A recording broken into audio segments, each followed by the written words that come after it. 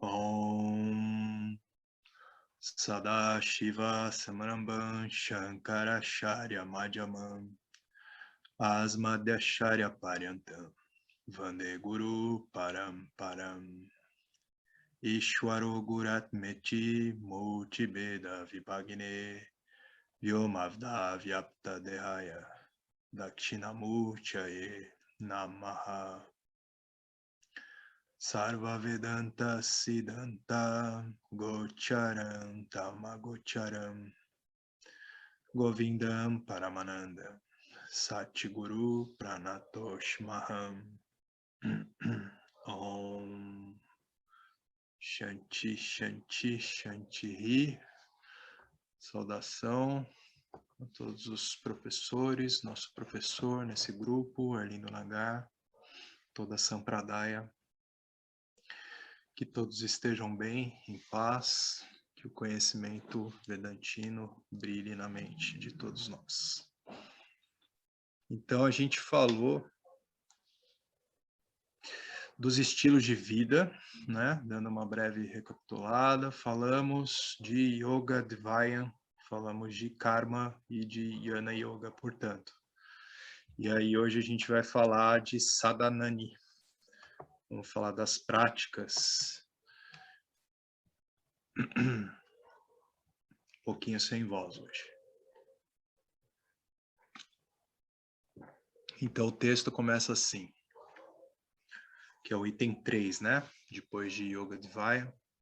Então Krishna indica 4 sadhanas importantes na parte final desse capítulo. A gente está no capítulo 5, certo?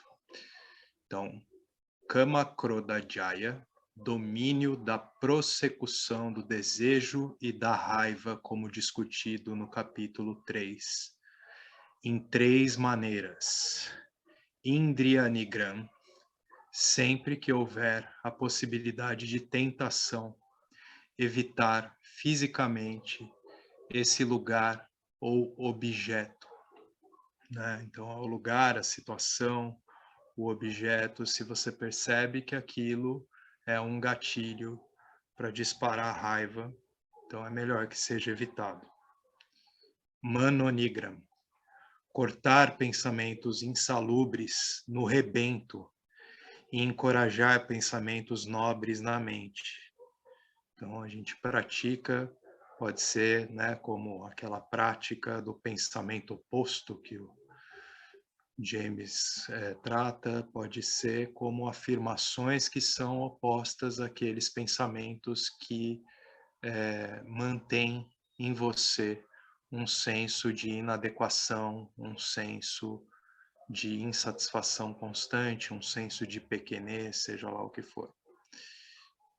Então, esses pensamentos insalubres devem ser, ou de dependência, né, insalubre, esses pensamentos eles devem ser cortados e substituídos, encorajados no lugar deles, pensamentos nobres.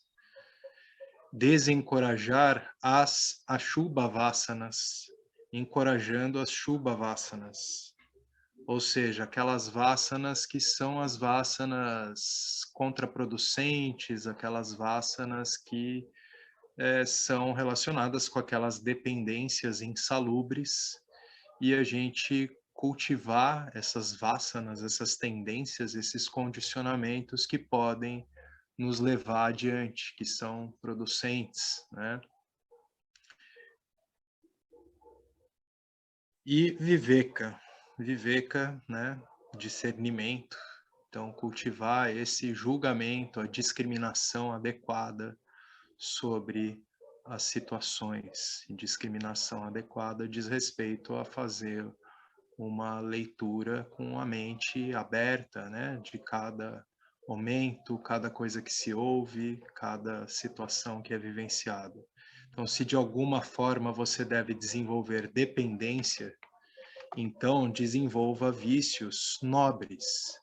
Se eu não fizer japa, devo sentir-me mal. Então, aqui está um exemplo das Shubhavasanas, né? Então, a gente pode, em vez de se manter ali em determinados condicionamentos mentais que são contraproducentes, que eu vejo que aquilo me mantém fraco, me faz perder tempo, etc. e tal, então eu vou substituir isso por uma disciplina, por exemplo, pelo japa, praticando as minhas orações ali, né?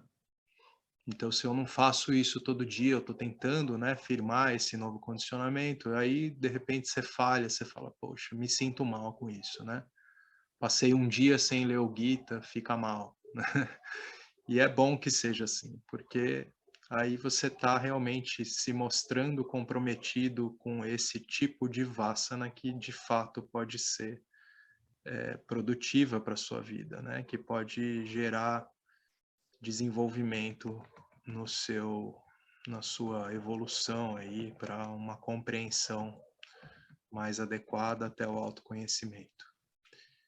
Então, se eu não ler pelo menos um capítulo do Gita num determinado dia, devo sentir-me triste. Viveka é um bom julgamento, discriminação. O julgamento adequado é uma compreensão da natureza dos objetos no mundo e dos prazeres que deles derivam. Eles estão sempre misturados com a dor. Dukkha Mishtvan. A dor é diretamente proporcional ao prazer que se deriva do objeto dos sentidos. Talvez uma maneira da gente olhar para isso é pegando um exemplo mais extremo, assim, alguém que é viciado em uma droga pesada. A depressão que essa pessoa tem quando ela sai do efeito dessa substância e ela fica depois muito mal, né? Então, fica nesses altos e baixos mais extremos, porque a gente está lidando com um objeto para os sentidos que causa sensações e prazer, e seja lá o que for, que é muito intenso, e aí numa relação de dependência com isso, a ausência daquele objeto vai causar uma dor que é diretamente proporcional a essa intensidade desse objeto dos sentidos. Atripitvam, insatisfação, e Bandakwan. Antes eu precisava de 2 coisas para me satisfazer, me fazer feliz, e agora eu preciso de 20. Né? Então, só retomando a frase que ele está falando, que está sempre misturado o prazer com a dor. E aí ele fala dessa mistura, né? Essa dor que é diretamente proporcional aos objetos dos sentidos, né? Que deriva do prazer que deriva desses objetos, a insatisfação e esse fator que envolve cada vez mais quando você está muito orientado pelo prazer sensorial, você vai ramificando essa teia de dependências insalubres. E antes você tinha ali a necessidade de algumas poucas coisas na sua vida que bastavam para o seu prazer e para a sua felicidade experiencial, e agora você precisa de 20 dessas coisas, né? Então, as escrituras dizem que eu estou descendo mais para baixo, né? Estou decrescendo no meu desenvolvimento espiritual. Então, uma vez que eu ganho domínio sobre o poder dos objetos dos sentidos sobre mim, eu ganho vairagyan, né? Então, cada vez que eu tomo o controle de cada um desses objetos de prazer sobre mim, em vez de me deixar ser controlado por eles, então eu estou agindo como quem não é dependente desses objetos. Então, eu estou ganhando vairagyan. E aí depois da Kama Jaya, vamos ver Krodha Jaya. Krodha é outra forma modificada de Kama, né? A gente estava falando dos prazeres e agora a gente vai falar da raiva. E a raiva tem uma relação direta com essa dependência ou as expectativas que se gera, e aí você tem essas expectativas frustradas, né? A expectativa cria desejo, e aí isso é frustrado e isso pode desencadear em raiva. Então, a raiva é de 2 tipos. Só dar um gole de água aqui. Então, a letra A raiva violenta que irrompe e afeta o ambiente. Algumas pessoas não são capazes de manter a raiva dentro delas e explodem sob forma de maldições e palavrões, né? Então, aquela pessoa que não só se resolve na raiva com ela mesma, mas ela vai deixar todo mundo que está em volta perturbado, né? Vai sobrar para todo mundo, e aí alguma coisa que é falada, ela vai falar um monte contra você, e vai falar, então você vai se ferrar, e você vai se dar muito mal, e eu te amaldiçoo, e fala um monte sobre você, e te xinga pra caramba. Então essa raiva é a letra A. E aí depois letra B, o segundo tipo de raiva que não se exprime no exterior, mas sim no interior. Então, Shankaracharya diz que o primeiro passo é gerir a raiva que surge em nós, a Krodha. E o segundo passo é permitir que a raiva surja. Então, a gente tem que administrar essa raiva com essa sabedoria, que a gente precisa direcionar ela adequadamente. Então, aqui algumas dicas. Então, as dicas para gerenciar esse Krodha, uma delas é, em vez de ficar atrelado ali àquela situação e ficar reativo e tal, você sai do local. Então, você vai direcionar essa raiva que ficou em você ali por causa da situação fora dali, para não causar, mitigar os danos que, né, vão se ampliar se você ficar ali naquela situação. Aí você vai fazer alguma coisa física. Você pode pegar alguma almofada e você pode até imaginar que a almofada é a cara daquela pessoa e você mas é melhor isso, né, do que socar a própria pessoa. Então você vai lá, fica batendo na almofada, ou então pega a vassoura, varre a casa inteira, né, limpa a casa, ou vai para a praia, ou para um lugar ermo e grita pra caramba. E aí você gerencia isso de uma maneira mais adequada, sem causar tanto dano, né?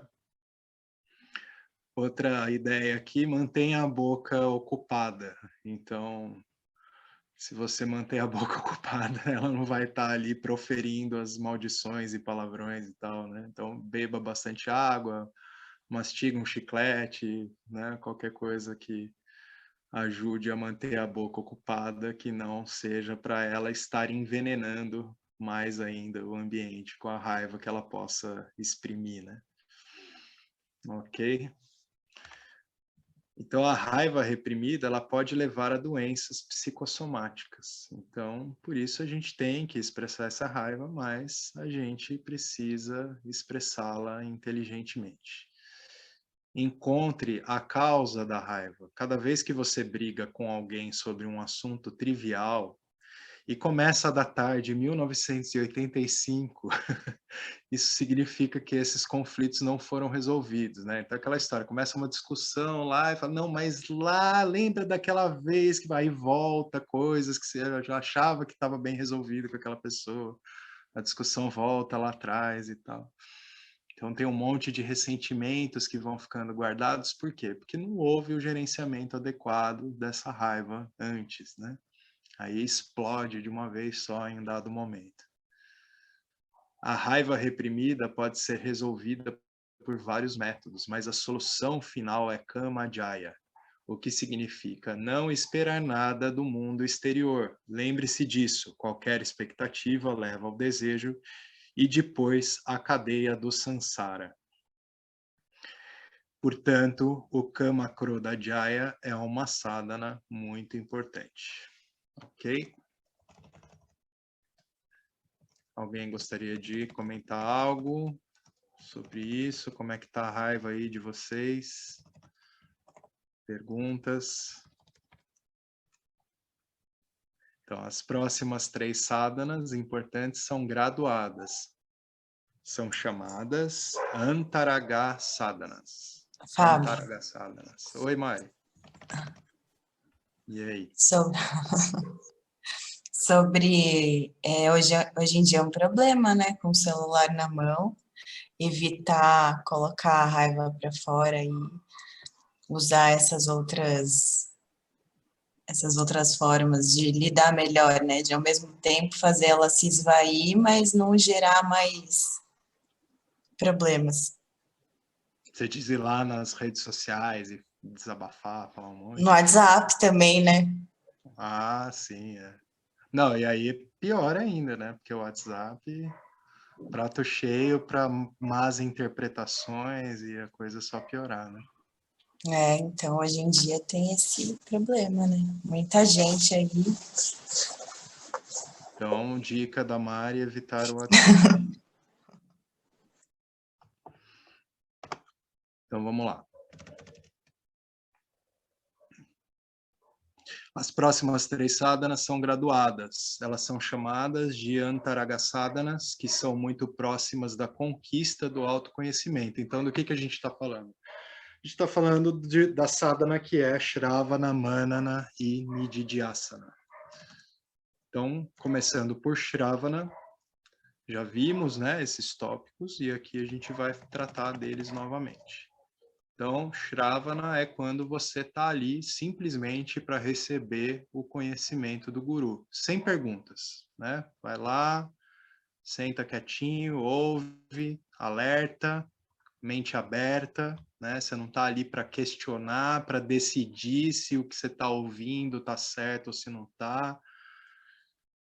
Então, tenha fé, né? Tenha essa confiança no guru e nas escrituras, né? Escute, leia, estude, né? Então faça esse estudo sistemático e consistente sobre esses 7 assuntos. É um estudo sistemático sobre esses 7 assuntos. Shravana também diz respeito, né, a esse estudo, onde você vai receber conhecimento sobre esses 7 tópicos, que é a natureza do jiva, do indivíduo, né? A natureza do mundo, a natureza de Deus, Ishvara, o que é escravidão, causas da escravidão, o que é liberdade e causas da liberdade. O outro dessas antaragasadhanas, né, é o manana. Então, o manana é aquilo que diz respeito à contemplação, à reflexão. Então, é refletir sobre o ensino e fazer as perguntas humildemente para esclarecer as dúvidas que, né, mesmo tendo ouvido, estudado persistentemente, as dúvidas que ficam aí, é dado o momento em que você vai sanar essas dúvidas, porque a ideia é que você passe algum tempo por sadhana, e mesmo que surjam as dúvidas, verifica-se no decorrer desse estudo, aquelas dúvidas, elas não vão ser resolvidas ao longo do próprio estudo, né? Então, se isso não acontece, aí é dado o momento, né, de você resolver essas dúvidas mais persistentes. Então, você vai ter essa resolução, né, com uma postura, claro, humilde, né, vai esclarecer lá com o seu professor as suas dúvidas, e isso é a nível intelectual. O conhecimento duvidoso é tão bom como a ignorância. Suponha que haja um fio elétrico. Alguém diz, não é um fio elétrico, mas eu tenho 1% de dúvida na minha mente. Você tocará num fio elétrico que é provavelmente 99% seguro?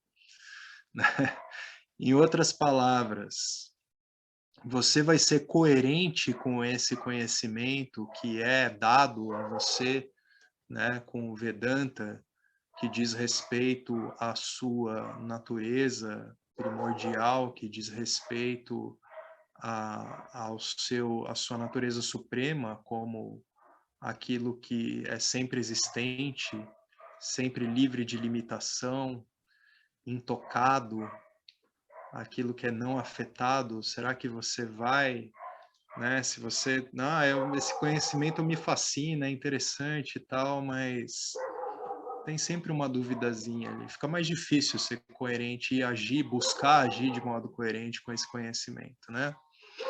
Se você não tem 100% de confiança e de certeza dele. E aí, Nididhyasana. Nididhyasana diz respeito à assimilação do conhecimento a um nível emocional, torná-lo parte da vida de uma pessoa. A mendicidade interior deve desaparecer, todos aqueles pensamentos que fazem você se sentir pequeno, incompleto, separado, né? Então isso deve desaparecer com esse conhecimento assimilado. Então, conhecimento assimilado significa que eu pego esse ensinamento que veio do Guru Shishya, que é o próprio Shravana e Manana, né? Eu tenho já as dúvidas esclarecidas, ok, agora eu sei, mas eu preciso traduzir isso como uma força e estabilidade, equanimidade mental e emocional, né? Como inteligência emocional também na minha vida. Então eu tenho que colocar isso de forma coerente na minha vida. E assim até que eu entendo que aquilo está resolvido e estabelecido. Então, quando que eu vou saber? Quando esse senso de insatisfação constante, esse senso de inadequação, ele desaparece. A mendicidade interior desapareceu. Por isso, não há qualquer hiato entre o que eu sei e a maneira como eu vivo. Então, aí, com esse nididhyasana completo, ou seja, com o conhecimento estabelecido, assimilado completamente, então já não há mais uma incoerência entre aquilo que eu compreendi e a maneira como eu penso e ajo e atuo no mundo, né?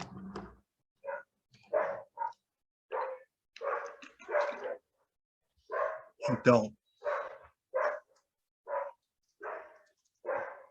assim, Kama, Krodha, Jaya, Shravana, Manana e Nididhyasana são as 4 sadhanas dadas no final do 5º capítulo. O 5º capítulo é chamado Karma Sannyasa Yoga, renúncia à ação através do conhecimento.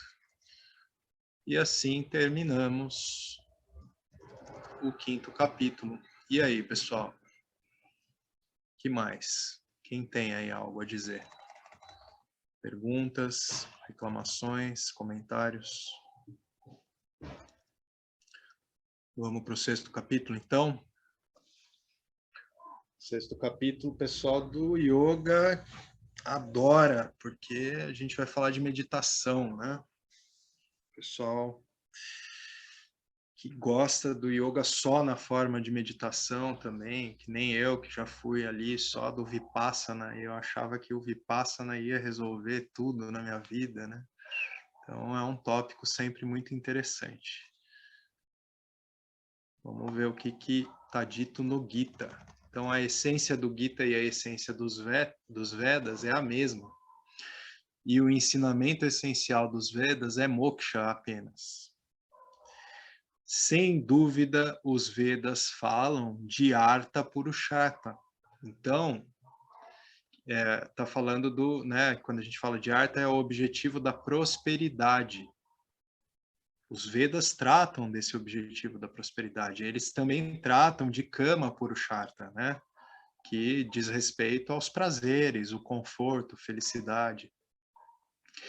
E depois, né, tem também o Dharma Purushartha, né, que é aquilo que pelos meus atos, né, com uma vida de Karma Yoga, por mérito, eu adquiro muito punya na minha vida. Mas tudo isso é secundário, são objetivos secundários dos Vedas, porque o objetivo primário, o objetivo principal, fundamental, é moksha, né? É apenas moksha purushartha. Então, portanto, Gita é apenas moksha pradana. Então, moksha é sobre, portanto, Gita, perdão, é sobre esse moksha, essa liberdade que é suprema, né, pradana. Então, os Vedas, eles prescrevem uniformemente Yana como a sadhana para moksha. Se assim for, o Bhagavad Gita não pode desviar-se do ensino védico e, portanto, a essência do Gita é também Jnana Dvara Moksha Prapiti. É uma forma de dizer Jnana Dvara, essa palavra é tipo o autoconhecimento conducente a moksha, né? Dvara é porta, é uma tradução. Então, o Gita, ele é como os próprios Vedas ensinam, né? Que o que conduz a moksha é Jnana, é o conhecimento. Então, o Gita não vai se desviar disso. E, portanto, a essência do Gita é esse Jnana Dvara Moksha Prapiti, ou seja, a obtenção, estabelecimento do autoconhecimento que vai me conduzir a moksha, a aquisição desse moksha, né? Prapiti. Então, temos de considerar as circunstâncias em que decorreu o ensino do Gita. No campo de batalha do Mahabharata, Arjuna enfrenta o problema do Sansara, que tem a forma de Raga, Shoka, Moha.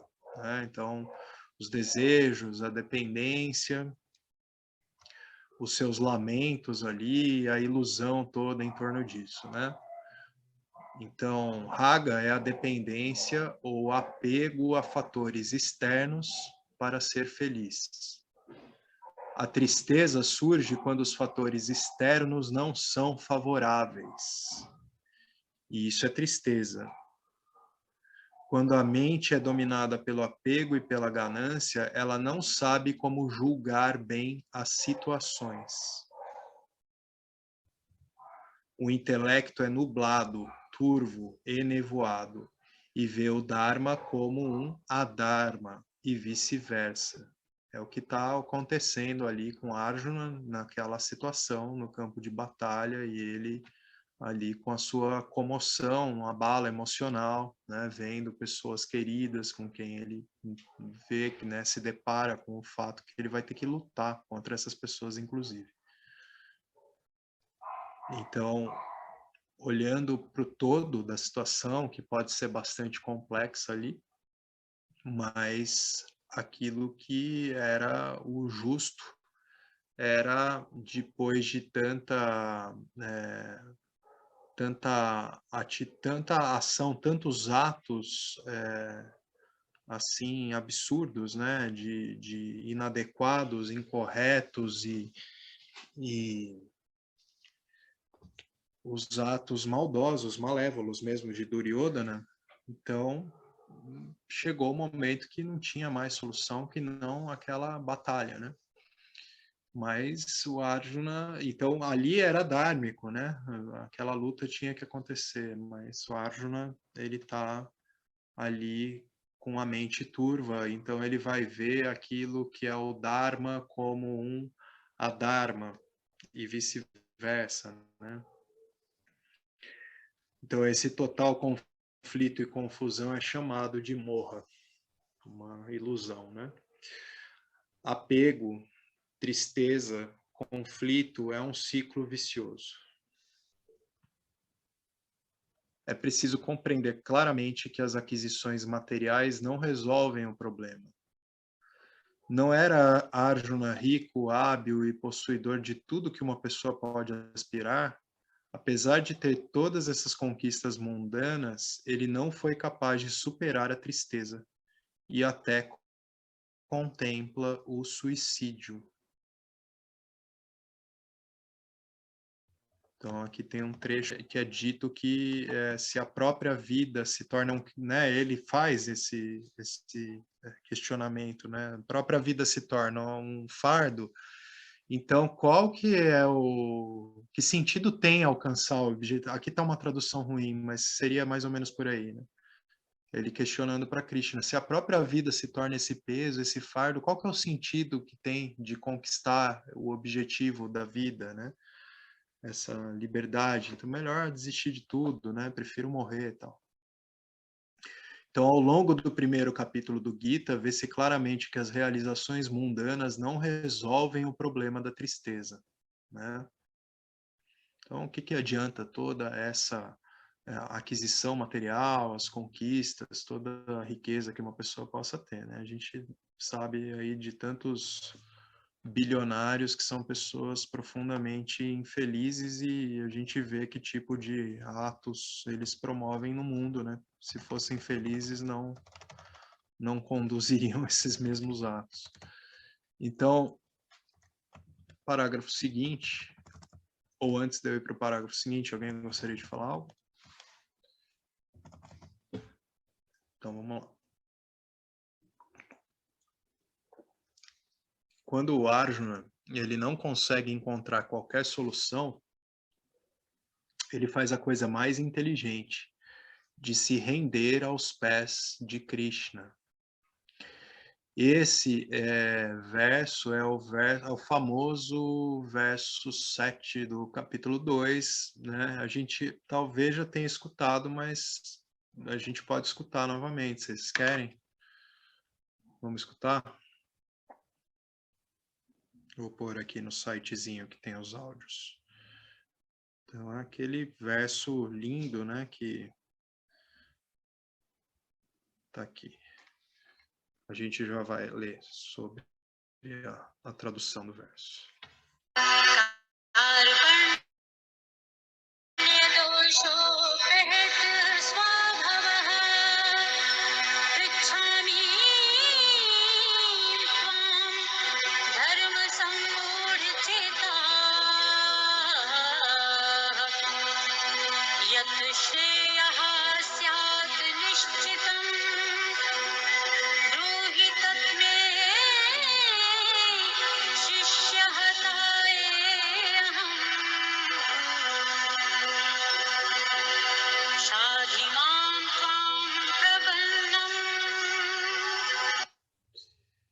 Então, é aquele momento em que o Arjuna ele fala para Krishna, agora eu estou confuso quanto ao meu dever, eu perdi toda a compostura por causa de uma fraqueza miserável, né? Porque o Arjuna está sendo visto ali no meio do campo de batalha, sentado, chorando, uma situação que ele sempre visto como um homem, né, imponente, um guerreiro e tal. Ele se vê naquela condição. Então, nessa condição, eu peço-lhe que me diga com certeza o que é melhor para mim. Agora eu sou teu discípulo e uma alma rendeu-se a ti. Por favor, instrui-me. Por favor, me ensina, né?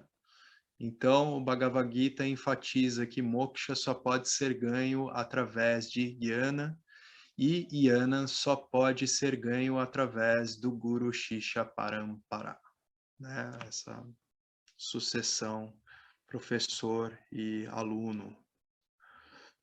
O próprio Krishna faz esse ponto. Aí ele pega um verso do capítulo 4, vamos escutar também? Verso 34. Deixa eu ir lá rapidinho. 34.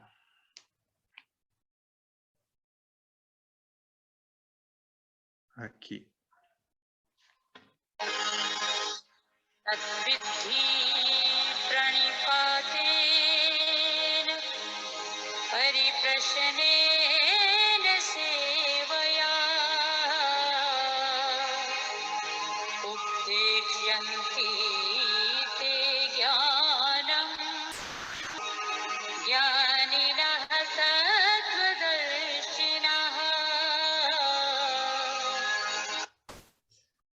Então, basta tentar aprender a verdade aproximando-se de um mestre espiritual, inquirir dele submissivamente e prestar-lhe serviço.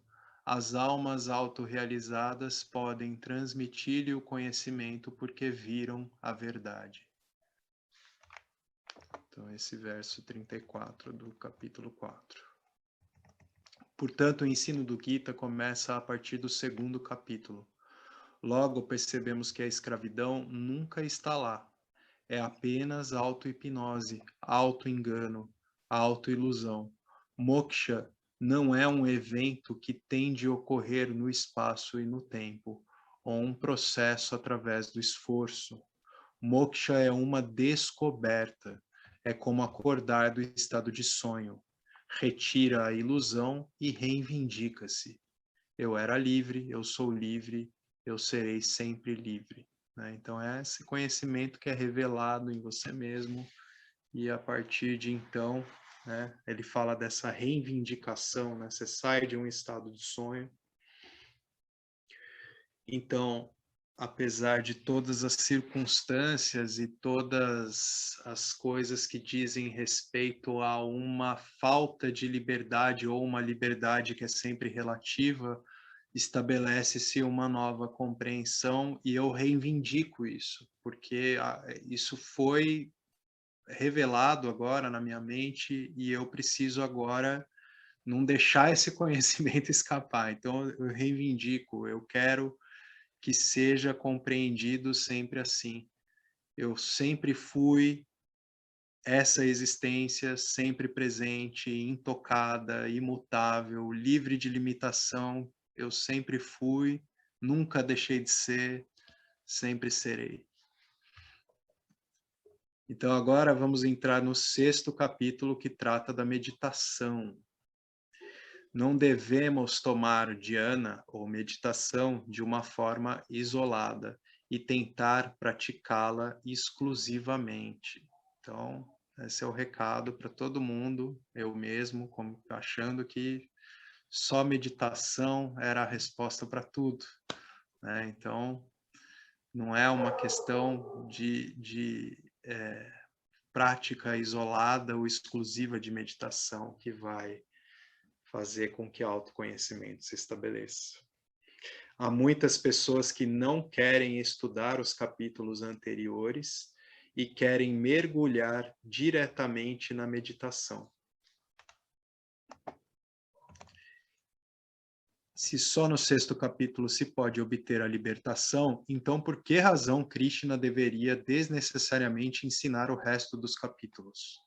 Se houver um atalho para moksha sob a forma de meditação e libertação imediata, Krishna teria aplicado esse método no campo de batalha.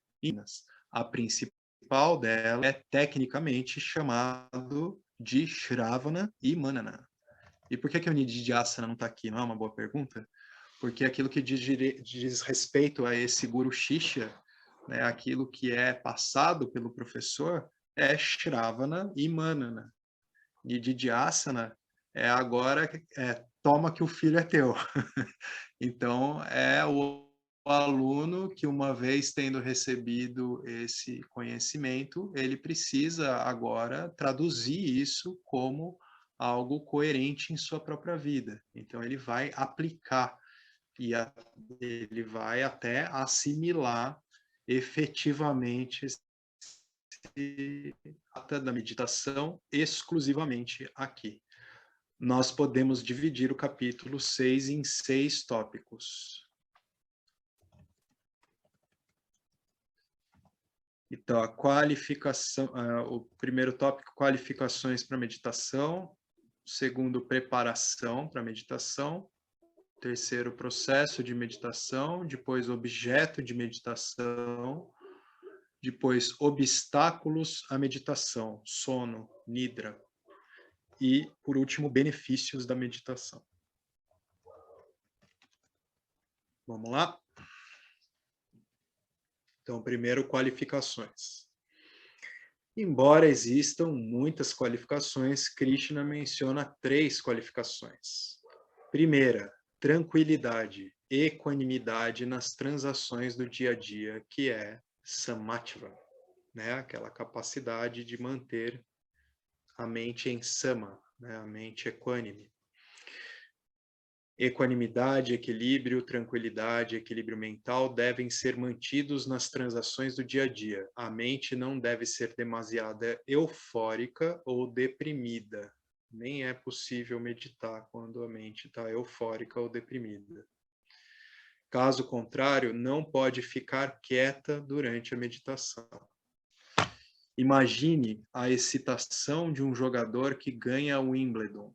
Ele estará demasiado excitado para dormir nessa noite. Não se pode, então, pedir-lhe que medite.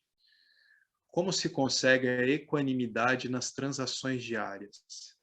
A equanimidade só pode ser mantida através da redução de raga e dvesha, né, dos nossos desejos e aversões.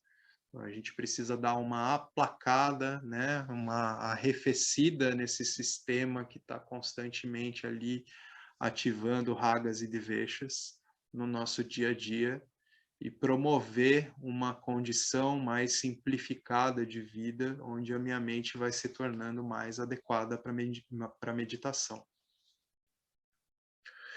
Enquanto houver apegos e aversões fortes e poderosos, eles tornarão a mente turbulenta. Como reduzir raga e dvesha? Aprendendo a aceitar todas as situações, especialmente as situações adversas, como a vontade do Senhor para o meu próprio crescimento. Então, essa aceitação, ela diz respeito a não uma aceitação passiva, no sentido de que aquilo que se estabelece, eu não tenho que agir a respeito disso, né? Eu faço a leitura adequada da situação, viveka, né? E aí eu faço aquilo que precisa ser feito a respeito, em vez de reagir e querer fugir da situação e tal. Então, a única maneira que eu tenho de cultivar uma mente mais adequada para a meditação é tendo primeiro essa capacidade de aceitar tudo como Ishvara Prasad, e aí eu vou também agir como quem está em oferta a essa totalidade, sem uma mente reativa, né?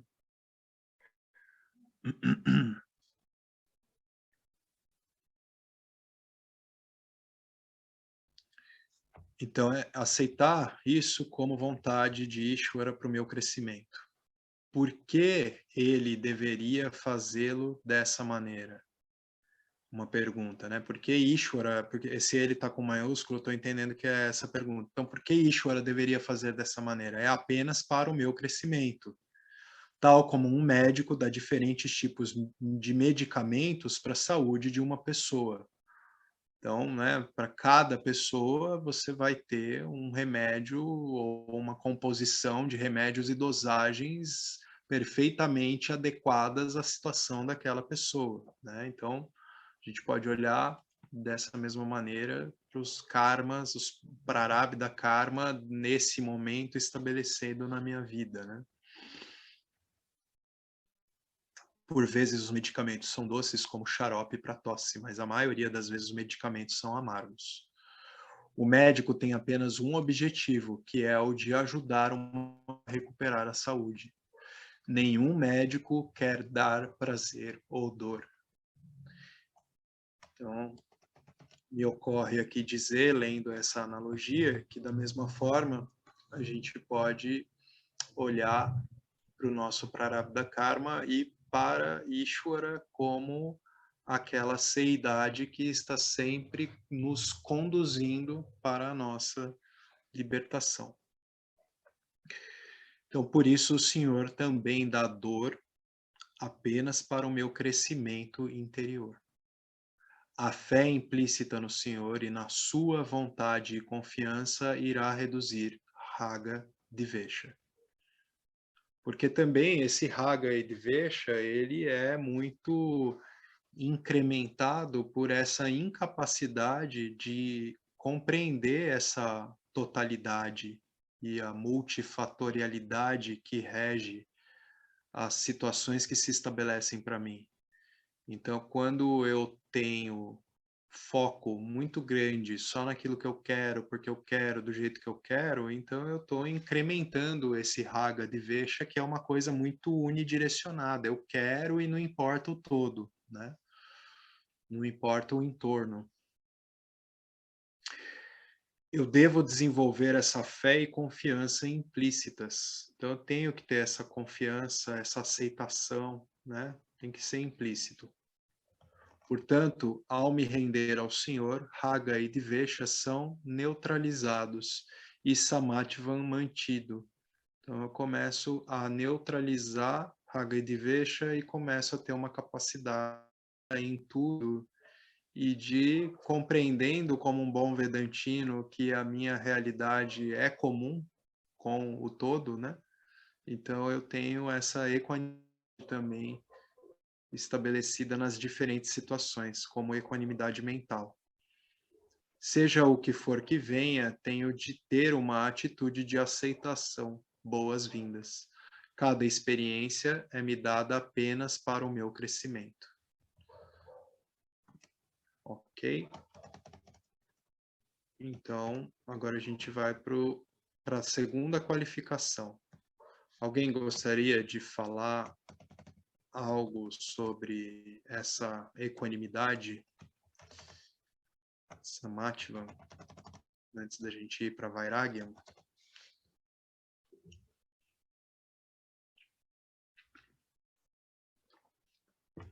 Então, Vairagya é a segunda qualificação.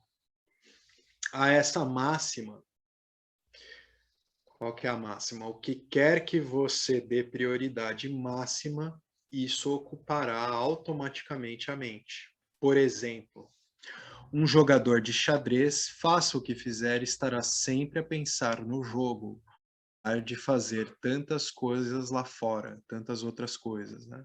Se a moksha Brahman, a mente irá automaticamente para lá. Um exemplo, gopis. O que quer que estivessem a fazer, sua mente estava em Krishna. Isso chama-se mumukshtuam, onde moksha se torna o objetivo principal da vida.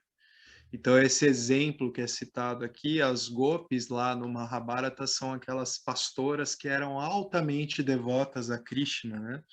Então, a mente delas estava sempre focada em Krishna. E por que não?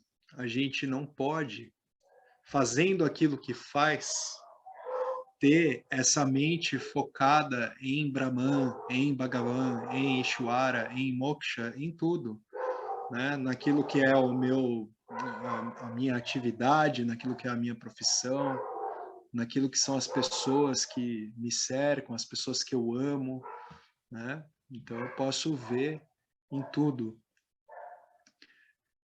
Então eu mantenho a minha mente lá. E aí fala aqui do Mumukshtu, né? Usando o exemplo das gopis. Então, essa capacidade de ter como única prioridade a liberdade incondicional, isso é mumukshtu. Esse desejo, mas como na forma de um desejo que ele está acima e substitui, inclusive, todos os demais desejos. Né? Um desejo que é ardente, é mumukshtu. Então, é onde moksha se torna o objetivo principal da vida. Então, outros purusharthas, o dharma, eles vão se tornar secundários.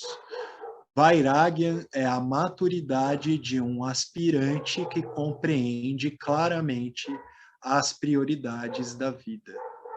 Então, esse Vairagya, que a gente pode dizer, de algum modo, traduzir como um desapego, né? Em outras palavras, é o Vairagya que existe a cada dependência que eu abandono, e aí eu só tenho como objetivo, como desejo ardente em mim, a minha liberdade. Então, Vairagya é sinônimo de maturidade. E é a maturidade de um aspirante que compreende claramente as prioridades da vida, sobretudo essa suprema prioridade que é moksha, né? Moksha pradana. Então, todo o resto é secundário, né? O dinheiro, ele é necessário, o entretenimento é necessário, tudo é necessário, mas o objetivo principal deve ser moksha. É por isso que Shankaracharya diz no Bhaja Govinda que Govinda é a principal prioridade. Uma palavra, uma tradução para a palavra Govinda seria a suprema felicidade, né? A plenitude. Item 3. E aí, sobre Vairagya, alguém quer comentar algo, perguntar? Então vamos para a autoconfiança. A terceira qualificação que Krishna enfatiza é a autoconfiança. Nunca menospreze a si mesmo. Ficou um si mesmo próprio aqui junto, eu acho que um problema na tradução aqui, né? Então, nunca menospreze a si mesmo. O maior obstáculo, como se não houvesse obstáculos externos suficientes para enfrentar. Mesmo Deus não pode ajudar tal pessoa, mesmo que ele se ofereça para te ajudar, e você vai dizer: ó Deus, tu não sabes quem eu sou, eu acho que não posso. Há uma diferença entre arrogância e autoconfiança. Tem uma historinha boa, né, que é de um cara que ele é muito cético, assim, né, e ele estava caminhando na beira de um penhasco, e daí ele despenca, e aí ele fica pendurado por um galho, assim, com uma mão ali segurando, e aí ele fica suplicando: ah, minha vida vai chegar ao fim, eu não vou aguentar aqui. Então ele começa a pedir para Deus. E aí ele fala: oh, meu Deus, por favor, me tira dessa situação aqui. E de repente vem uma voz, assim, né? Com a resposta para ele, né? E aí ele fala: quem está falando aí, né? Aí a voz fala: é Deus. E a voz fala para ele: se solta. E o cara fica, não se solta, né? O cara fica na dúvida ali. Aí ele fica perguntando: não, mas quem é você mesmo?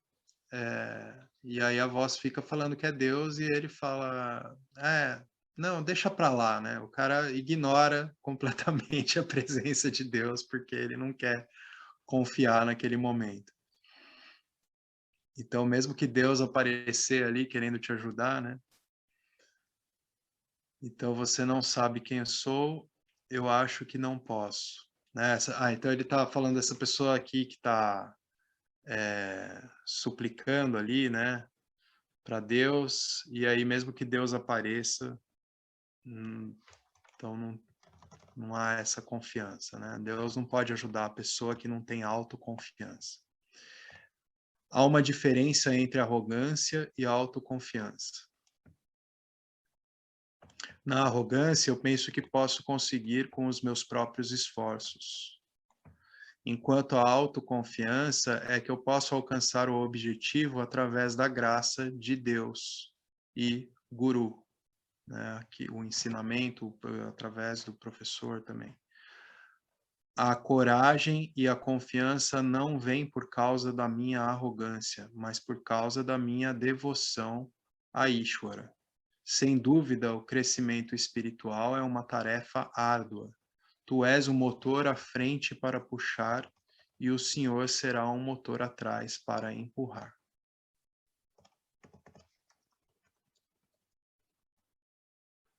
Alguém gostaria de comentar algo sobre esse tópico? Autoconfiança.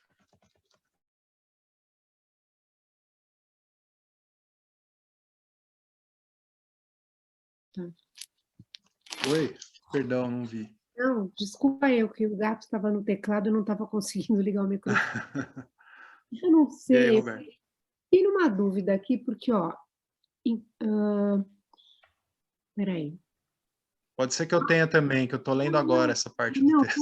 eu estou pensando aqui nessa frase, ó, na arrogância, penso que posso conseguir com os meus próprios esforços. Uhum. Mas não tem algumas coisas que a gente, mesmo acreditando que a gente não controla nada, Sim. né?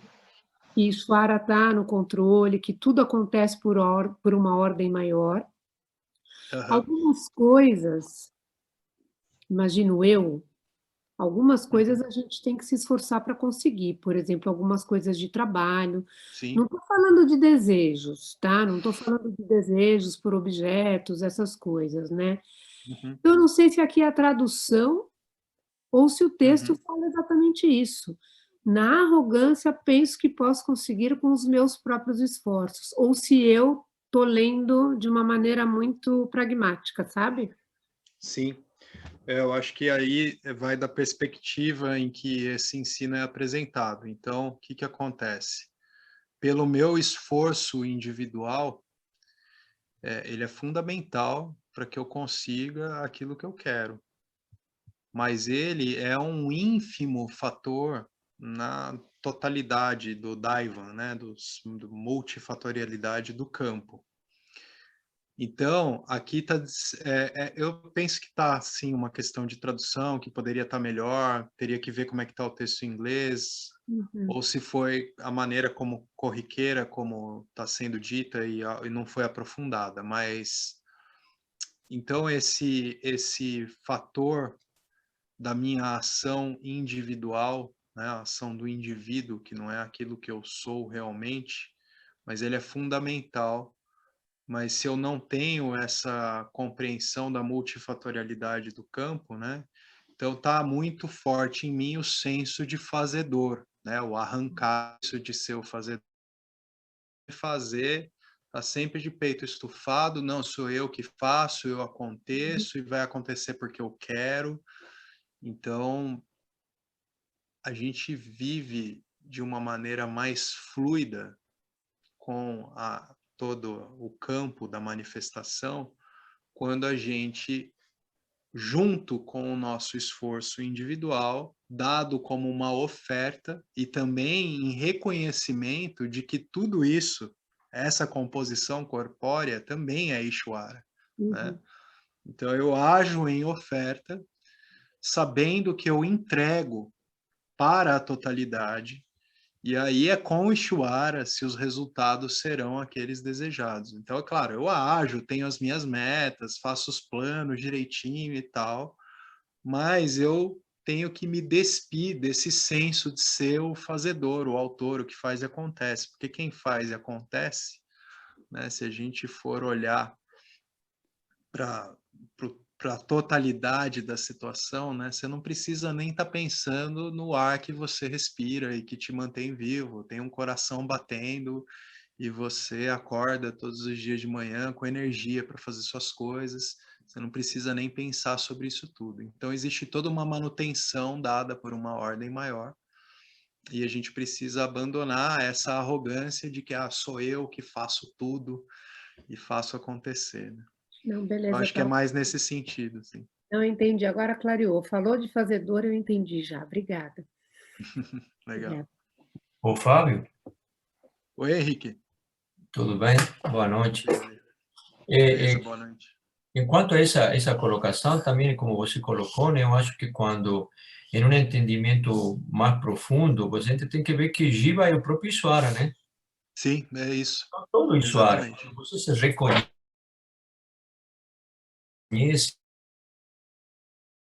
aí automaticamente esse senso de fazedor desaparece. E outra coisa interessante que é uma questão de reconhecimento, né?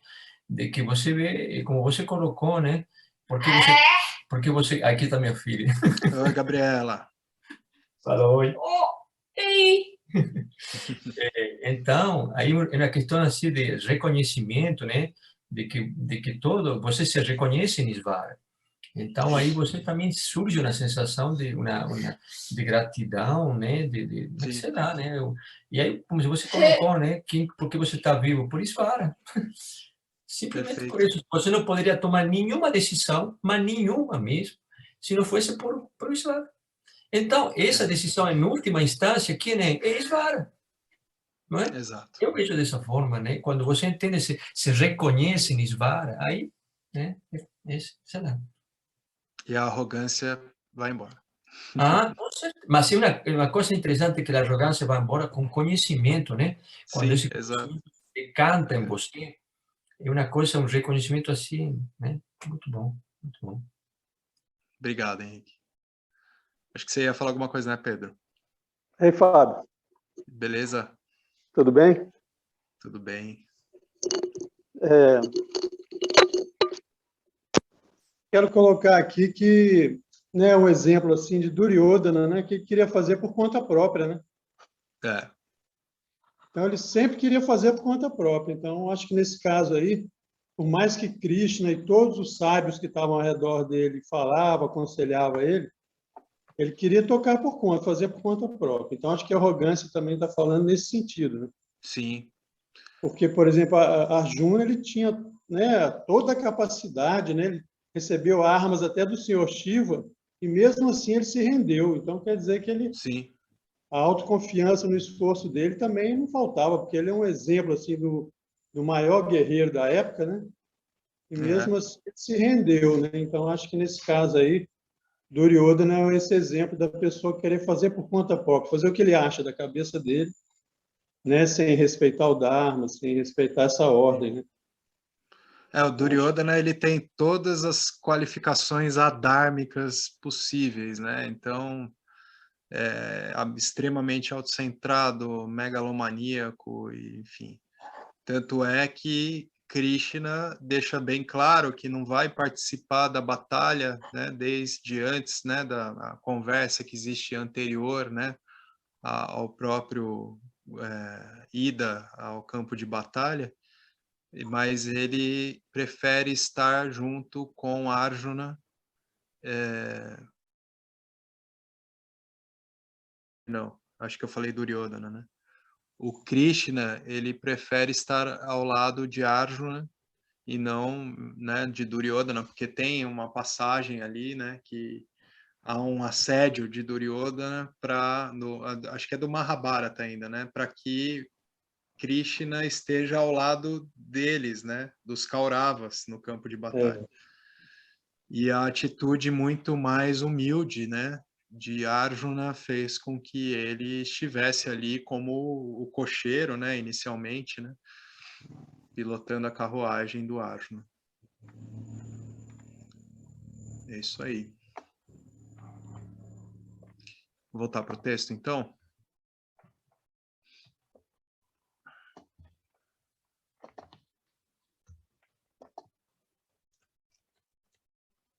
Aí, o item B é a preparação para a meditação.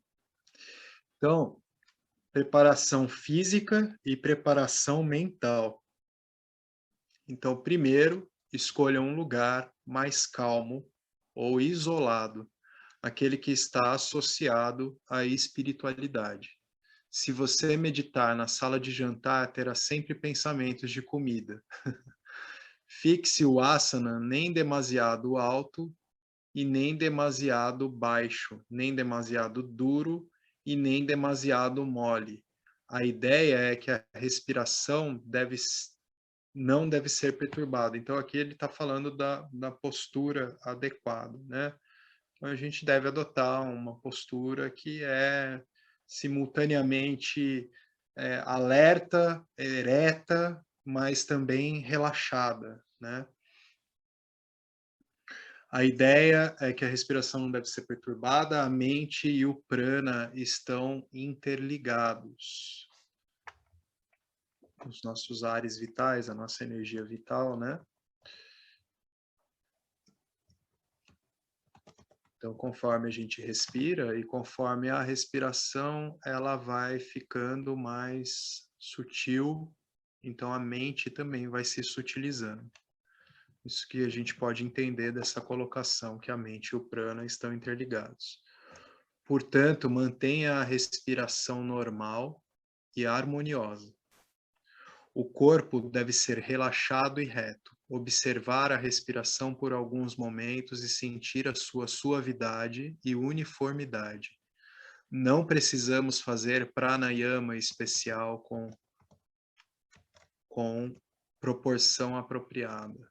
Então, a ideia não é colocar um ritmo determinado na respiração, fazer um tipo de pranayama, que são aqueles exercícios respiratórios, não. Deixa a respiração ocorrer tal como ela vem e apenas mantenha a atenção nisso. Então, caso contrário, a nossa mente concentrar-se-á apenas na inalação e exalação e perder-se-á a dhyana.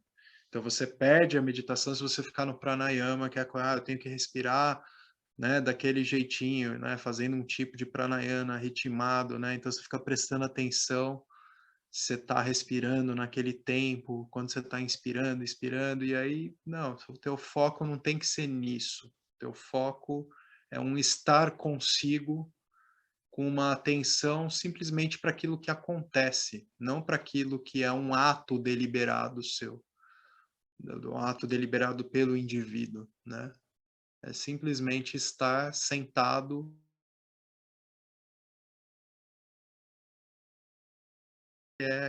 com atenção na batida do coração, porque se a gente se concentrar, a gente consegue perceber o coração batendo, né? Mas o mais usual é focar na respiração e observando como o ar entra e sai. E a prática também, que é mencionada, inclusive no próprio Gita, né, de se concentrar no ponto entre as suas sobrancelhas, porque inclusive a gente começa a sentir o ar passando aqui lá no alto da narina, assim, entrando e saindo. E a gente vai mantendo foco nisso, vai fechando esse ponto, né? De início a gente faz, né, no Anapana, como se fala no Vipassana, você se concentra aqui de início na narina mesmo, que você percebe melhor o ar entrando e saindo, mas depois vai sutilizando e você começa a focar nesse ponto aqui, né? Então, não se concentre na respiração, a não ser para ter a certeza de que é suave e uniforme. Né? Como eu disse, é simplesmente estar ali em observação daquilo que está ocorrendo naturalmente, não é pranayama.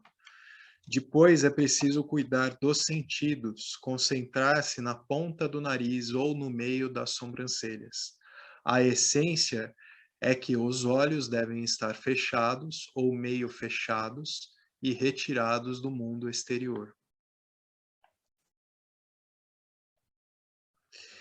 Preparação mental. Alguma dúvida ficou sobre meditação? É sempre um ponto que o pessoal gosta de tirar dúvida e tal, né? Falar bastante das dificuldades que tem ao tentar meditar. Então, preparação mental. Mesmo quando os órgãos dos sentidos são retraídos, a mente é capaz de projetar o seu próprio mundo e depois preocupar-se com a mulher mental, filhos mentais, casa mental, fábrica mental, etc. Então, Krishna diz para retirar a mente de todos os objetos externos. Tyatva sarvana sheshata, não sei se é assim que fala isso. A nossa maior preocupação é com a nossa Yogakshema. Quem irá cuidar de nós no futuro? Se partirmos, quem cuidará dos nossos filhos? Sempre que a mente estiver tranquila, essas preocupações futuras ocuparão a mente. E à medida que envelhecemos, essas preocupações aumentam. Assim, em vez de dhyana, a mente preocupa-se com erros passados ou inseguranças futuras. A única coisa que fazemos eficientemente o tempo todo é preocupar-nos, nos preocupar, vamos falar assim. Chitta. Deixa eu entender melhor essa frase. A única coisa que fazemos eficientemente o tempo todo é nos preocupar. Chitta. Esse chitta aqui, né? Chitta é a palavra que se refere à consciência, mas eu não percebi muito qual é o propósito aqui no final da frase. Mas a única coisa que a gente faz o tempo todo é se preocupar. Então, esses rakshasas gêmeos, arrependimentos passados e ansiedade futura, eles sequestram a nossa mente. E o único remédio é rendam-se ao Senhor. Por favor, me perdoe pelos meus erros passados e, por favor, me dê forças para enfrentar o futuro. Agora, deixe-me deter-me no presente e meditar. Então, é bem precisa pedir essa força, né? A gente faz isso em nossas preces para tocar o dia a dia, mas a gente também tem o direito adquirido e dado por Ishwara de ter esse momento em que eu me rendo e eu vou me deter apenas no momento presente e vou meditar, como está sendo dito aqui na última frase. Então, isso todos podemos fazer, por mais que está o maior caos, a gente pode adquirir essa capacidade, né? As circunstâncias de vida estão caóticas, mas é uma bela dádiva, né? Quem tem a capacidade de praticar a meditação, porque justamente quando as circunstâncias são muito caóticas, é bom que você possa ter intervalos de meditação para ter mais clareza mental e discernimento para então agir, né? Mas, para quem medita, né, eu acho que aquela colocação de que a mente é um inimigo que gera muitas. É uma colocação bastante polêmica, né? Mas é porque quem começa a praticar meditação e vai muito nesse propósito de silenciar a mente, que também causa um outro tipo de problema para quem busca meditar, porque parte do entendimento que eu posso deliberadamente silenciar a minha mente, e a mente é de uma natureza que ela não é silenciável assim espontaneamente, né? Deliberadamente, espontaneamente ela pode ter momentos de silêncio. Mas então a gente tem né, essa visão, assim, tipo, putz, a mente está aqui me sabotando, né? Eu estou tentando meditar e está surgindo a questão da conta que eu tenho para pagar na minha mente, problema que eu estou com meu filho, problema que eu tenho no trabalho, etc. e tal. Então, a disciplina para a sutilização da mente, ela é importante para que a gente possa meditar cada vez melhor, né?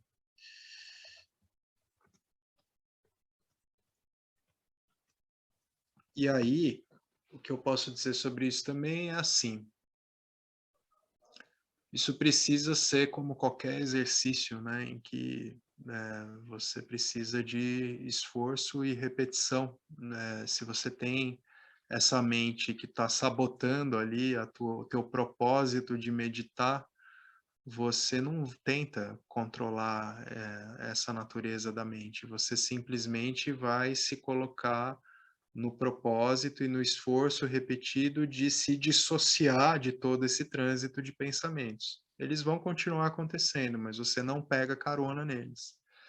Você vai se ver pegando carona neles, mas você abandona o bonde novamente e deixa embora, né? Então você vai se mantendo nesse propósito e fazendo isso repetidamente, e a gente vai vendo que dá resultado, né? A meditação vai melhorando.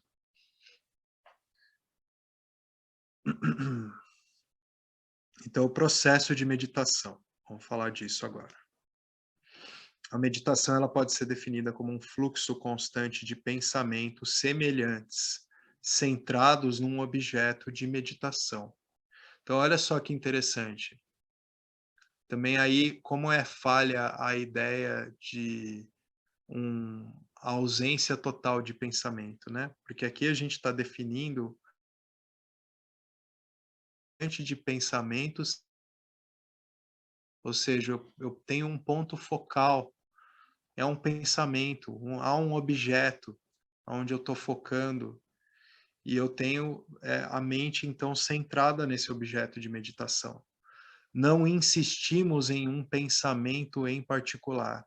Os pensamentos podem mudar, mas devem estar centrados no objeto de meditação. Desobstruído por pensamentos díspares, chama-se de dhyana. Então, isso é meditação. Então, como a gente usou esse próprio exemplo, né, do que é, então, depois ali no budismo Theravada chamado de Vipassana, mas é essa meditação que é explicada no próprio Gita, né? Então, você está simplesmente ali sentado e você está tendo como ponto focal, como um objeto, um pensamento no qual a tua mente vai ficar centrada, aquilo que está, o fenômeno que está acontecendo ali naturalmente. Então, você usa a sua respiração como esse pensamento, como esse ponto focal. Vários outros pensamentos virão à sua mente, vários outros pensamentos virão à sua mente, mas você vai ter esse pensamento em que você pode voltar, você está ancorado naquilo. Aí você percebe a mente dando aquela escapada, pensando lá, opa, tá com um elefante cor-de-rosa aqui, volta na respiração. E você vai fazendo isso, né? Ah, tô pensando no cavalo azul, volta na respiração, porque a mente é essa coisa louca, né? De repente você está ali meditando, surge do nada uma coisa mirabolante.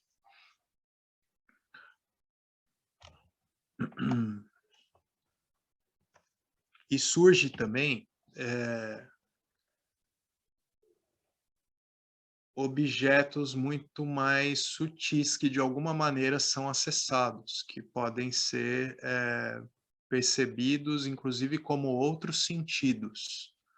Então, pode acontecer, conforme você vai entrando num campo mais sutil em sua meditação, de você estar como que ouvindo alguma coisa, ou sentindo cheiros no ambiente. Tudo isso pode acontecer. Mas o teu foco não é ficar fascinado com esse tipo de fenômeno. Então, é importante que você tenha esse ponto focal, que no caso vai ser ali a sua respiração, para se manter no propósito da mente focada.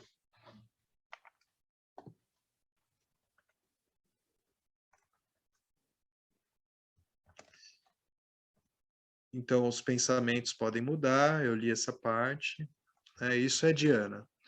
Você manter a mente desobstruída de pensamentos díspares, né? Então, meditação não é definitivamente ausência ou vazio, ou shunya. Meditação é uma atividade mental. Krishna fala sobre 3 frases de meditação que seguem de perto os Yoga Shastras. 3 fases, perdão, falei frases, né? Então, meditação não é sobre, como eu falei, mente vazia, inexistência da mente, morte da mente, ausência da mente, etc e tal, tudo isso que a gente ouve falar por aí, naquele cenário mais neo-advaita, às vezes, né, em alguns contextos propaga muito esse tipo de ideia, e não é sobre isso.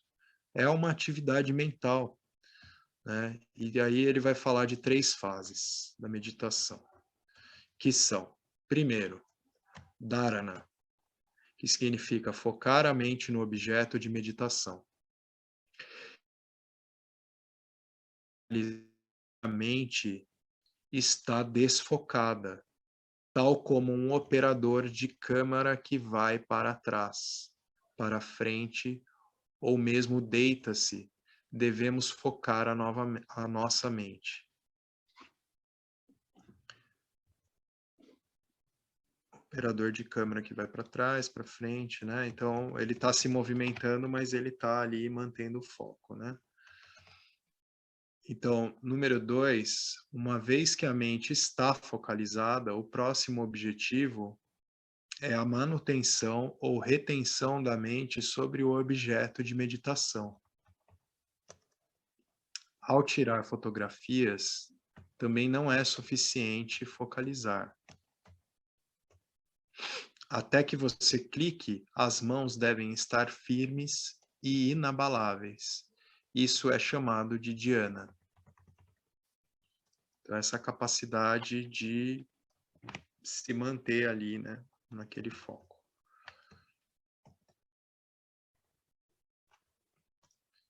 E aí, número 3, samadhi. Através do esforço contínuo e constante, a mente é absorvida no objeto de meditação. Uma vez que essa absorção vem, o esforço não é necessário. A mente pode ser retraída da atividade.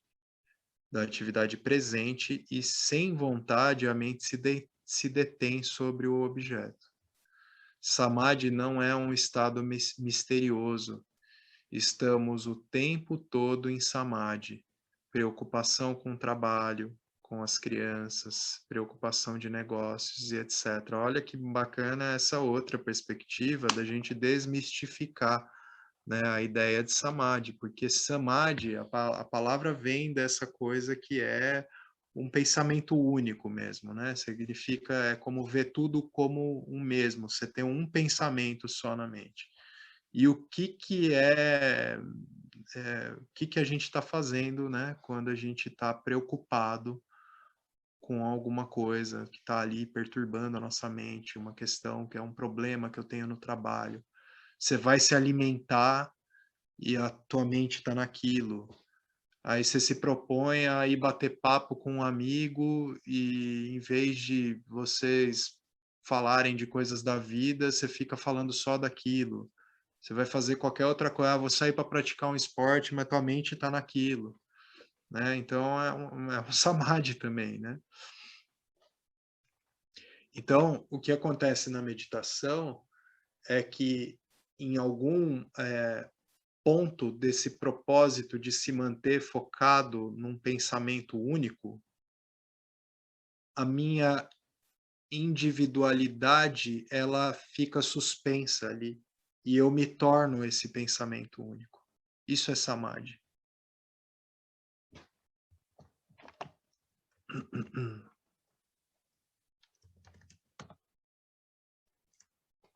Quando se lê um romance interessante ou se vê um filme, a sua mente entra imediatamente em samadhi. Na meditação, estamos apenas a determinar o objeto do samadhi. Krishna dá um exemplo de uma mente em samadhi, uma mente absorvida. Aí tem um verso aqui. Eu não vou saber que verso é esse. Se alguém quiser procurar, eu posso pôr para a gente escutar. Qual verso do capítulo 6 é, eu não sei. Então, a chama de uma lâmina protegida do vento não trêmula.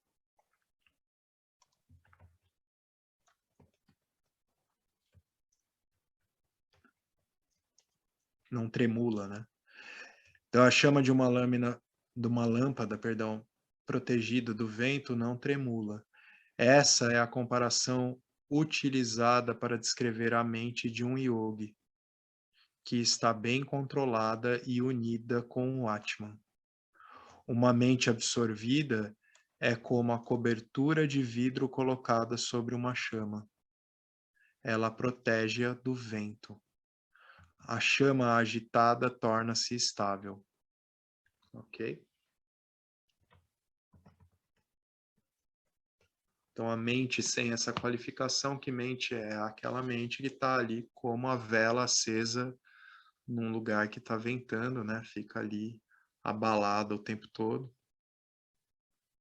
Mas quando você tem uma cúpula de vidro ali, pode estar um vendaval, aquela chama está ali, inabalável. E aí, objeto de meditação. A meditação, ela pode ser em qualquer objeto escolhido.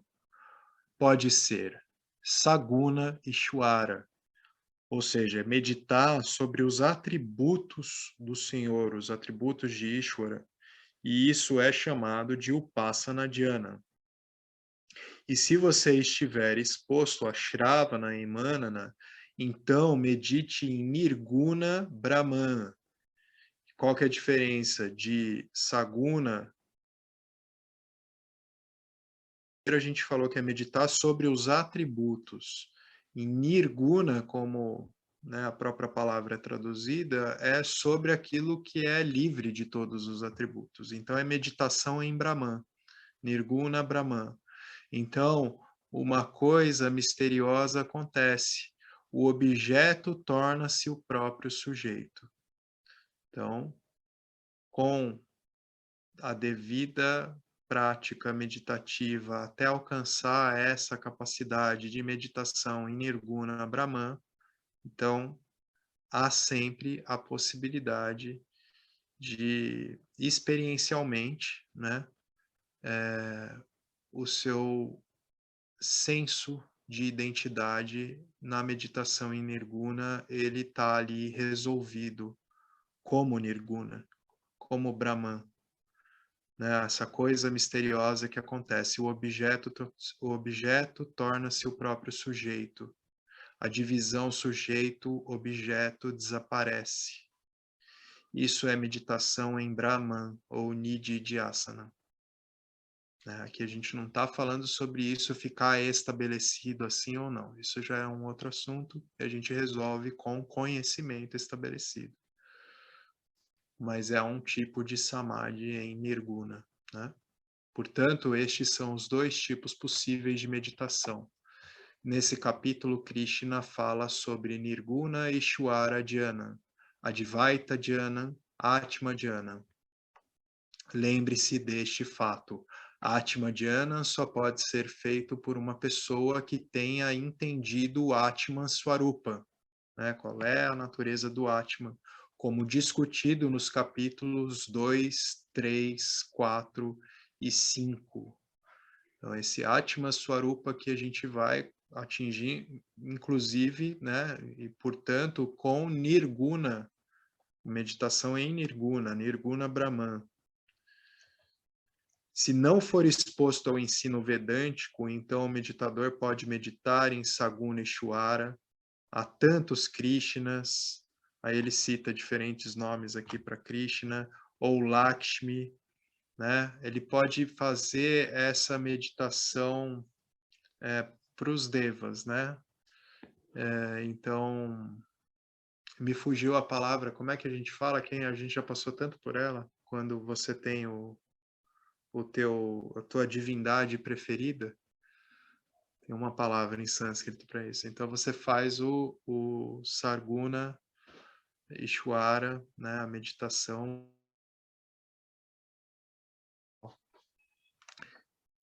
E isso precede essa possibilidade de depois, né, com a devida compreensão, você meditar em Nirguna, ok? Seu Ishtadeva, era o que eu queria lembrar. Então, depois, obstáculos à meditação. O sono, Nidra. Então, o que é dito aqui? Remédios para superar o sono durante a dhyana ou meditação, dar descanso suficiente ao corpo, não meditar após uma refeição, nem quando fisicamente exausto ou mentalmente esgotado. Então, ele está apontando aqui como esses remédios, né, como uma solução, vamos colocar assim, para superar a questão do sono durante o dhyana ou meditação, porque é um problema para muita gente, né? Tem gente que começa a meditar, já começa a pescar, porque principalmente quem tem a mente mais tamásica, mas também quem tem a mente muito rajásica, é como se a mente ali de quem é muito rajásico, quando começa a meditação a ficar mais estável, é como se a mente dissesse assim, não, não, não, isso aqui não é para mim, aí apaga. Então a pessoa não está ali alerta para de fato ter aquela experiência. Então dá uma deletada ali na experiência, a pessoa apaga. E quem é muito tamásico, invariavelmente também vai começar a sentir sono durante a meditação. Então, a gente precisa de algumas coisas para contornar isso, para que a gente tenha uma meditação efetiva, né? E aí ele fala aqui, o corpo tem que estar descansado, né? Não meditar depois de uma refeição, né? Tá de barriga cheia, fazer meditação não dá certo. Então, você também não vai meditar quando você está fisicamente exausto ou mentalmente esgotado, né?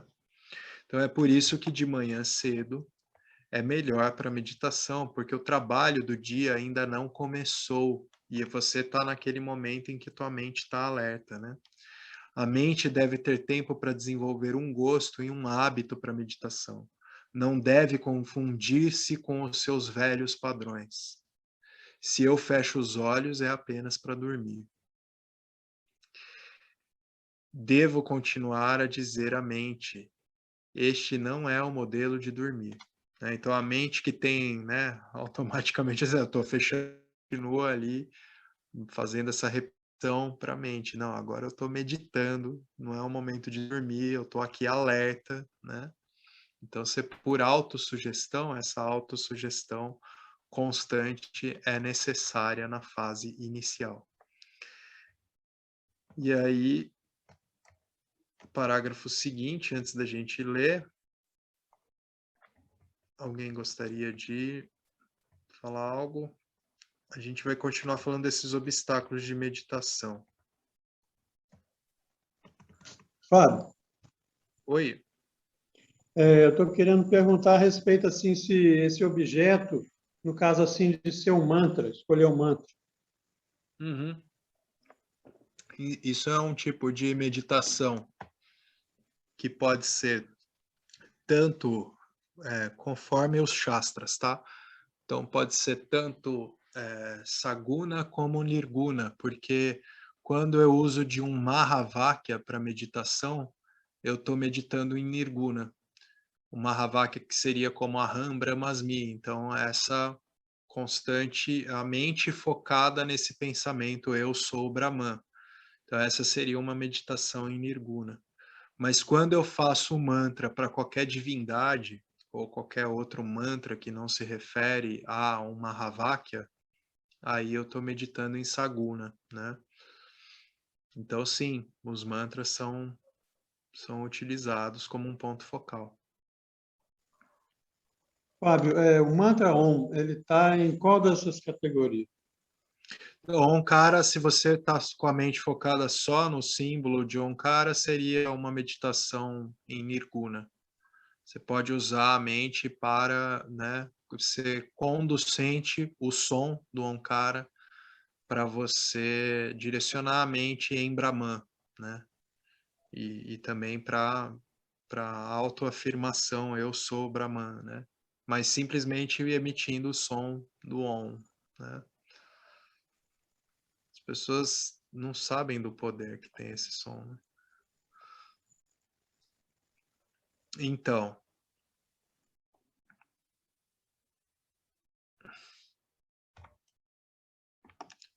o segundo obstáculo, Vikshapa, mente não deve extremos, o sono, tamoguna, ou o excesso de atividade, rajoguna. Deve vir para sattva. A princípio, Krishna diz, não te sintas culpado se a tua mente está a vaguear. A espiritualidade não deve criar culpabilidade, porque já estamos a sofrer de culpa e estamos a tentar sair dela. Se a religião e a espiritualidade contribuem para a culpa, para que serve a espiritualidade? Mas quando sabemos que uma mente errante é comum a todas as pessoas, então há um relaxamento. Eu não sou o único, né? Eu não sou um incapaz, eu não sou um estranho aqui nessa situação de estar tentando meditar e a minha mente não para quieta, né? Então, portanto, primeiro, liberte-se da culpa. Compreenda que o problema está aí. A mente está solta o tempo todo e, de repente, estou a forçá-la a concentrar-se. Não vai ser fácil. Krishna prescreve 2 métodos, pura prática e autossugestão. Então, né, se mantenha na prática, cria uma disciplina, uma rotina e faça autossugestão. Autossugestão no sentido de manter a mente em pensamentos de autoafirmação mesmo. Sou capaz, eu sou aquilo que é o próprio imutável, eu não estou associado e nem identificado com nenhum dos pensamentos que surgem para mim. Então, com esse tipo de autossugestão, isso ajuda muito, é um grande apoio. É sempre melhor meditar durante 15, 20 ou 25 minutos no início. Em vez de aumentar a duração da meditação, é melhor ter qualidade na meditação. Não quero pensar em nada. Peraí, pulei alguma coisa aqui?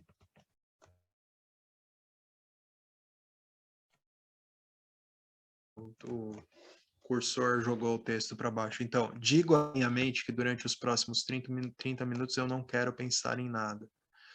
Que Deus tome conta de tudo durante esses 30 minutos. E depois eu tomo conta de tudo. Olha que legal. Bom pensamento, né? A pessoa vai meditar, mas tá ali, mas eu precisar... É bom, eu vou meditar, né? Mas tem que depois já pagar as contas, tal. Não. Abandona esse tipo de pensamento, né? Deus vai cuidar de tudo agora eu vou parar para fazer, né? Manter o meu compromisso com essa prática e depois eu assumo os meus compromissos novamente.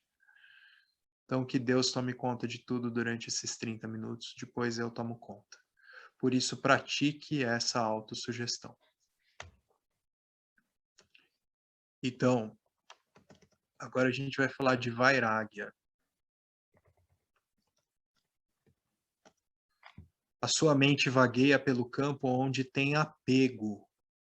A mente corre naturalmente para as coisas a qual está apegada.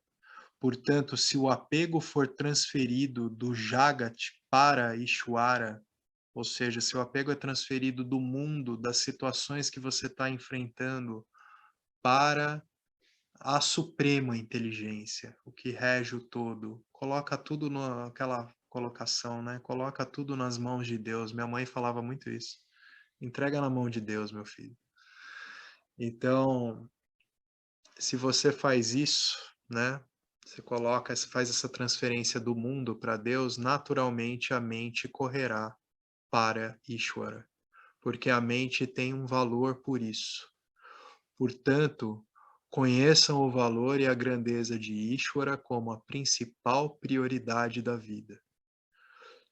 Tudo o resto é perecível e inseguro. Não vou encontrar segurança e plenitude agarrando-me a um mundo inseguro. E por isso, deixe-me agarrar-me ao sempre seguro e sempre pleno Ishvara ou Brahman. Assim, mudar o apego do Anatma para o Atma, Dvaita, a dualidade, né, para Advaita, o não dual, do mundo para Deus, isso chama-se Vairagya. Quando Vairagya está lá, a mente sai naturalmente do mundo e fica absorvida em Ishvara. Muito belo, né? Alguém gostaria de comentar algo? Então vamos lá. Último item, benefícios da meditação. Suguna Ishvara Dhyana converte minha mente, acho que é Saguna, né? Eu acho. Saguna Ishvara Dhyana converte minha mente em um templo. E por causa do Dhyana repetido, o Senhor ocupa meu coração o tempo todo. Se Ishvara está lá o tempo todo no coração, a maior vantagem é que eu sinto a força e não estou preocupado com nada. A desconfiança, o medo, a insegurança se vão. Nirguna Ishvara Dhyana Upala é Purnativa. Eu estou sempre cheio e completo. Então a gente falou do benefício da meditação em Saguna, né? Converte a minha mente em um templo. Olha que beleza. Então, eu meditando nessa divindade que eu tenho como um símbolo da inteligência, da manifestação, da totalidade da meditação, então eu começo a ver Ishvara em tudo no meu cotidiano, né? Então, se Ishvara está em tudo, né? Está o tempo todo no meu coração, eu estou em grande vantagem, né? Eu estou com essa força e eu vou abandonando as minhas preocupações. Agora, em Nirguna Ishvara Dhyana Upala é Purnativa, ou seja, eu me reconheço sempre cheio, sempre pleno, sempre completo. Nada no mundo pode acrescentar ao meu Purnativa, porque eu já sou essa plenitude, e se é plenitude, para ser definido como tal, é algo que é pleno por si. Então, não adianta se adicionar nada, permanece o mesmo pleno, e se você retirar, é aquilo que ainda permanece pleno. Sou Purna, eu sou completo.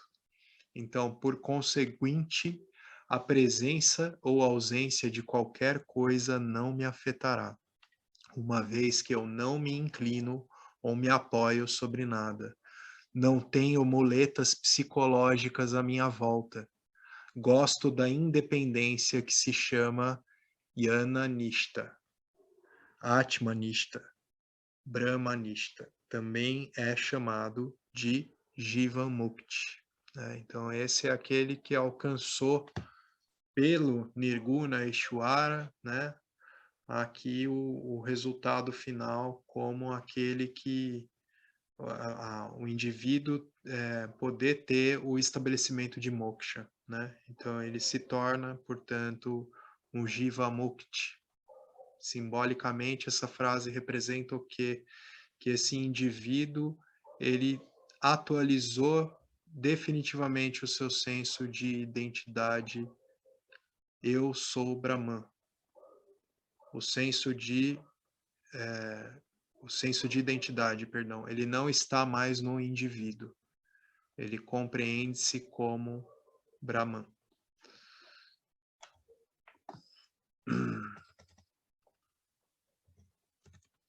Então, no final, Arjuna faz uma pergunta: o que acontece se um meditador não atinge moksha e morre no meio? Está lá na meditação, antes de atingir moksha, ele morre. Então, o que vai acontecer? O Krishna diz: na sadhana espiritual não há perda e nem regresso. No próximo nascimento, nascerá um gênio espiritual e aprenderá aquilo que resta. Não há lugar para o pessimismo. Pode haver estagnação ou progresso lento, mas não se trata de retroceder. No próximo nascimento nascerá um gênio espiritual desde muito cedo. Você vai perseguir o conhecimento e alcançar a libertação. Com isso, Krishna conclui o belo 6º capítulo, chamado Dhyana Yoga, ou Atma Samyama Yoga. E assim, a gente fez o final a última parte do 5º capítulo e o capítulo 6 inteiro hoje, hein, pessoal? Purnamada Purnamidam Purnamudachyate Purnasya Purnamadaya Purnameva Vashishyate Om Shanti Shanti Shanti